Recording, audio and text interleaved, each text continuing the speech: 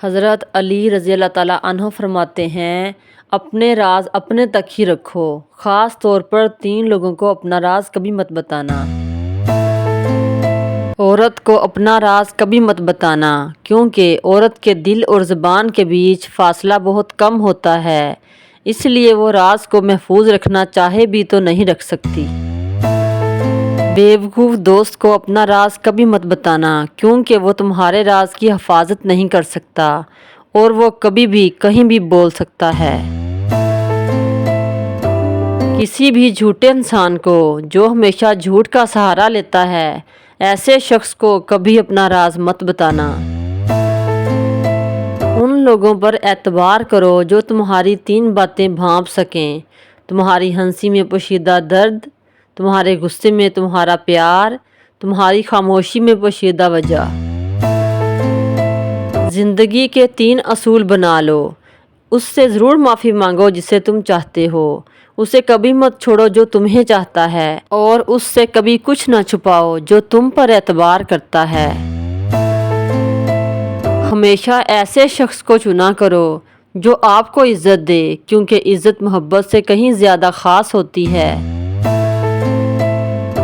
لوگ تمہیں بدنام کرنے کی لاکھ کوششیں کریں گے، لیکن یاد رکھنا عزت اور ذلت اللہ کے ہاتھ میں ہے۔ حضرت علی رضی اللہ تعالیٰ عنہ نے فرمایا، میری 5 باتیں ہمیشہ یاد رکھنا، کامیاب ہو جاؤ گے۔ اللہ تعالیٰ کے علاوہ کسی سے کوئی امید نہ رکھنا، کیونکہ اللہ پاک کے علاوہ کوئی ذات نہیں جو کہ تمہاری امیدوں کو پورا کر سکے۔ اپنے گناہوں کے علاوہ کسی چیز سے نہ ڈرنا کہ کل کو جب اپنے اللہ کے سامنے جاؤ گے تو اللہ کو کیا منہ دکھاؤ گے۔ اگر تم سے کوئی ایسی بات پوچھی جائے جس کا تمہیں علم نہ ہو تو یہ کہتے نہ شرمانا کہ میں نہیں جانتا۔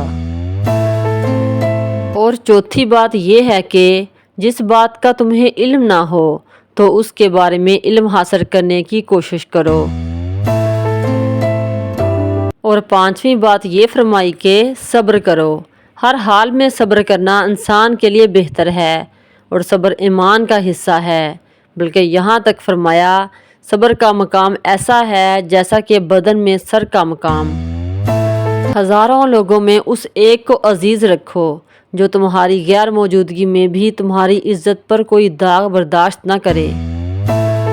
خدا کے نزدیک کسی انسان کی عزت جتنی زیادہ ہوتی جاتی ہے، اس کا امتحان بھی اس قدر سخت ہوتا چلا جاتا ہے۔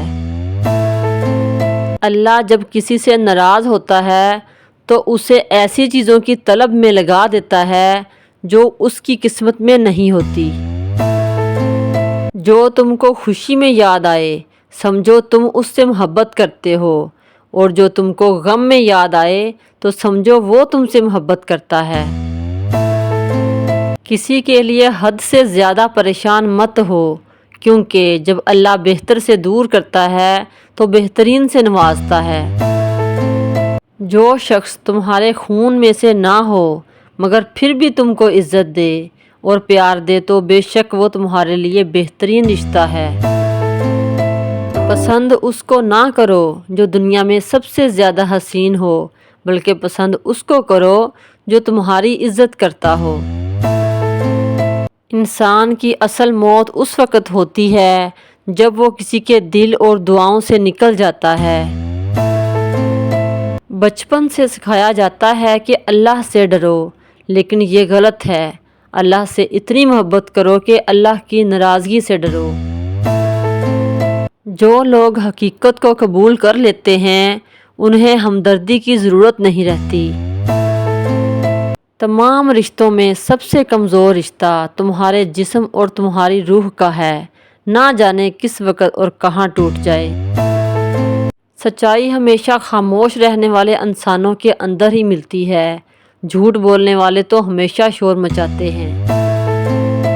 اللہ آزماتا ہے اس چیز سے جو تمہیں بہت پیاری ہوتی ہے تاکہ اس چیز کے ملنے کی تڑپ تمہیں اللہ سے ملا دے۔ صرف 2 لوگ آپ کو صحیح طرح سمجھ سکتے ہیں، ایک وہ جو آپ کے حالات سے گزرا ہو، اور دوسرا وہ جو آپ سے شدید محبت کرتا ہو۔ انسان کو اللہ کی محبت تب نظر آتی ہے جب اسے دنیا کی محبت تھکا دیتی ہے۔ اپنے الفاظ کے غلام بننے سے بہتر ہے کہ اپنی خاموشی کے حکمران بن جائیں۔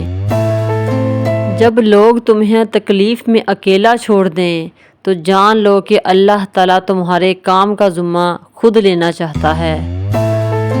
تم وہ مانگتے ہو جو تمہیں اچھا نظر آتا ہے، مگر اللہ وہ دیتا ہے جو تمہارے لیے بہتر ہوتا ہے۔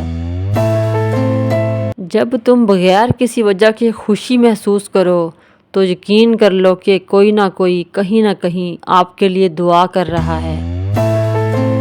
جو ہم سوچتے ہیں وہ ہوتا نہیں، جو ہوتا ہے اس کا علم نہیں، اور جو ہوگا وہ بہترین ہوگا۔ اچھا انسان وہ ہے جو کسی کا دیا ہوا دکھ اور درد تو بھول جائے مگر کسی کی دی ہوئی محبت کبھی نہ بھولے۔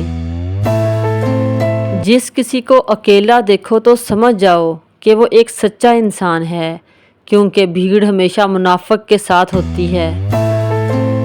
حالات اگر برے ہوں تو یقین رکھنا چاہیے، کیونکہ خدا جب کچھ لیتا ہے تو اس سے بڑھ کر نوازتا ہے۔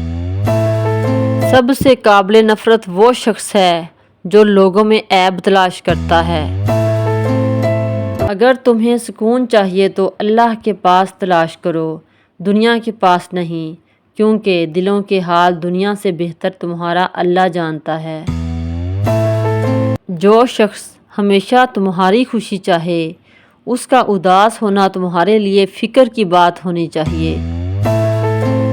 کسی سے محبت کرنے سے پہلے اپنے دل کو قبرستان بنا لو تاکہ اس کی چھوٹی چھوٹی غلطیوں کو معاف کر سکو۔